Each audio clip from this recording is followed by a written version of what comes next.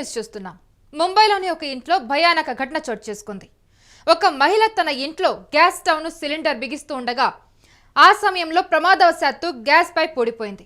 దీనిని తిరిగి పెట్టడానికి ప్రయత్నించినప్పటికీ పైప్లో నుంచి గ్యాస్ ఎగచిమ్మడంతో సాధ్యం కాలేదు. దీంతో సిలిండర్ ను కిచెన్ లో నుంచి బయటకు తెచ్చి హాల్లో పడేసిన ఆ మహిళ భయంతో బయటకు పరుగులు తీసింది.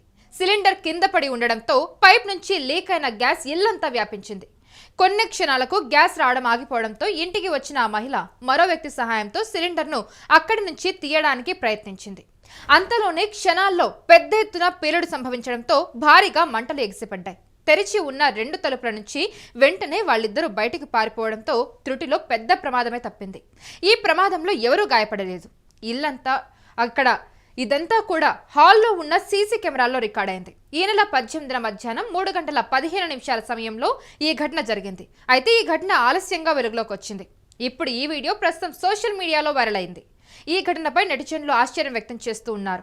అయితే సిలిండర్ను గ్యాస్ స్టవ్కు బిగిస్తున్న సమయంలో తీసుకోవాల్సిన జాగ్రత్తలపై నెట్టింట్లో ఇప్పుడు చర్చలు మొదలయ్యాయి. మనం యూటీవీ స్క్రీన్ మీద కూడా విజువల్ చూస్తూనే ఉన్నాం. ఏ విధంగా పేలుడు సంభవించింది, ఏ విధంగా గ్యాస్ పైప్ లీక్ అయింది అనేది చూస్తున్నారు కదా విజువల్స్లో. అక్కడ ఉన్న హాల్లో ఉన్న సీసీ కెమెరాల్లో ఇదంతా కూడా రికార్డ్ అయింది. తను ఫుల్ సిలిండర్ గ్యాస్ బిగిస్తూ ఉండగా ఈ ప్రమాదం జరిగింది. 3:15 ఈ ఘటన జరిగింది. చూసారా, అసలు కిచెన్లో నుండి మంటలు ఏ విధంగా వచ్చాయో, గ్యాస్ పైప్ లీక్ అవుతుంది. అటు నుండి ఇటు నుండి ఒక వ్యక్తి, ఒక మహిళ వచ్చారు లోపలికి. సడన్గా మంటలు వ్యాపించాయి.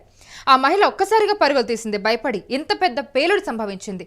అటు డోర్ తీసి ఉండడంతో తను వెంటనే బయటికి వెళ్ళిపోయింది కాబట్టి సరిపోయింది, లేదంటే పెద్ద ప్రమాదమే జరిగేది. అయినా కూడా చూస్తూ ఉన్నాం. అసలు ఆ పైప్ ఎలా కొట్టుకుంటుంది చూడండి. ఆ గ్యాస్ పైప్ లీక్ అయ్యి మొత్తం ఫుల్ సిలిండర్ అది స్టవ్కి అటాచ్ చేస్తున్న సమయంలో ఈ ప్రమాదం జరిగింది అండ్ గ్యాస్ పైప్ లీక్ అయింది.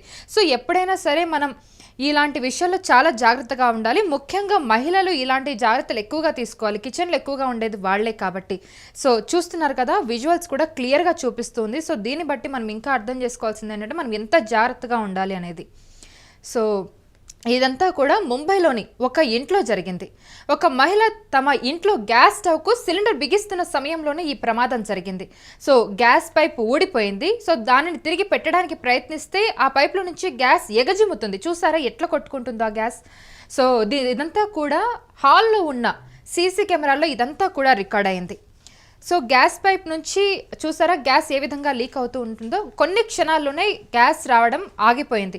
అయితే గ్యాస్ రావడం ఆగిపోయిందని ఆ మహిళ అటు నుండి ఒక వ్యక్తి సహాయంతో ఇటువైపుకి వచ్చింది.